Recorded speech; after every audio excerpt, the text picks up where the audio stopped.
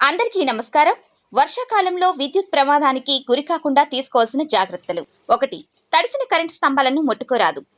తడిసిన చేతులతో స్టార్టర్లు కానీ మోటార్లు కానీ ముట్టుకోరాదు. విద్యుత్ లైన్ కు తగులుకున్న చెట్లను ముట్టుకోరాదు. విద్యుత్ లైన్ కు చెట్టు కొమ్మలు తగిలితే సంబంధిత అధికారికి తెలియజేయవలెను. పార్కులలో కానీ స్టేడియంలో కానీ విద్యుత్ స్తంభాలు ముట్టుకోరాదు. ఇంట్లో ఉన్న స్విచ్ బోర్డులను తడి చేతులతో ముట్టుకోరాదు. బయట పెట్టిన లైట్లు నీటితో తడవకుండా చూసుకోవాలి. కరెంటుకు సంబంధించిన వస్తువులు తడి చేతులతో ముట్టుకోరాదు. చిన్నపిల్లలను కరెంటు వస్తువుల వద్దకు రాకుండా చూసుకోవాలి.